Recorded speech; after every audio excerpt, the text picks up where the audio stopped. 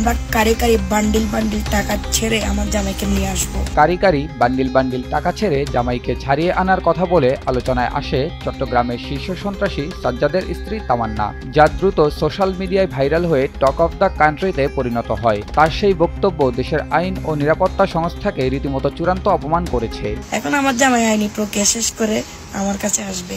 গত 1 এপ্রিল চট্টগ্রামে বখতিয়ার হোসেন মানিক হত্যা মামলায় হুকুমের আসামি হিসেবে 9 এপ্রিল বুধবার হাইকোর্টে আগাম জামিন পেয়েছেন তামান্না। বিচারপতি মোহাম্মদ মাহবুবুল আলম এবং বিচারপতি মোহাম্মদ হামিদুর রহমানের আদালত তার আগাম জামিন আবেদন মঞ্জুর করেন। আমার হাজবেন্ডকে কুরবানের গরু এভাবে গরুর মতো রশি বেঁধে আমার হাজবেন্ডকে এলাকায় এলাকায় নিয়ে যায় মাইকিং করে। তবে জনমনে জামিনের প্রক্রিয়া নিয়ে প্রশ্ন উঠেছে। অনুসন্ধানী সাংবাদিক জুলকারনাইন সায়েরের এক ফেসবুক পোস্টের পরই এমন প্রশ্ন ওঠে। তিনি জানান 313 জনকে ডিঙিয়ে জামিন দেওয়া হয়েছে তামান্নাকে। প্রমাণ হিসেবে আদালতের কজ লিস্টের একটি লিঙ্কও পোস্টে সংযুক্ত করেন, যেখানে এমন ঘটনার সত্যতাও মেলে।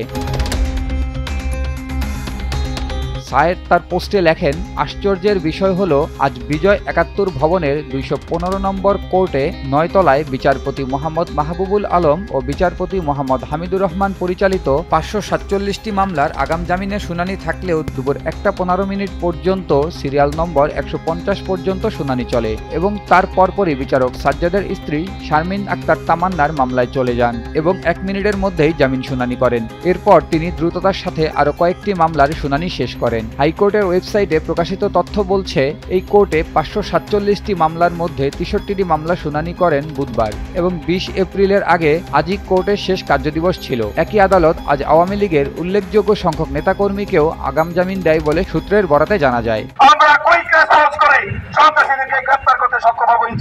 শীর্ষ সন্ত্রাসী ছোট সাজ্জাদকে সঙ্গে নিয়ে পুলিশের সচেতনতামূলক মাইকিং করলে ক্ষেপে ওঠেন স্ত্রী তামান্না। সাজ্জাদকে কুরবানির গরুর মতো রশি দিয়ে বেঁধে রাস্তায় ঘোরানোকে মানবাধিকার লঙ্ঘন এবং অপমানজনক বলে অভিযোগ করেন তিনি। আমার হাজবেন্ডকে কুরবানের গরু আমার হাজবেন্ডকে এভাবে নিয়ে যায় মেকিং করতেছে। চট্টগ্রামের শীর্ষ সন্ত্রাসী সাজ্জাদ ওরফে ছোট সাজ্জাদকে গত 15 মার্চ ঢাকার একটি শপিং মল থেকে চট্টগ্রাম মেট্রোপলিটন এবং ঢাকা মেট্রোপলিটন পুলিশের একটি টিম যৌথ অভিযান চালিয়ে গ্রেফতার করে।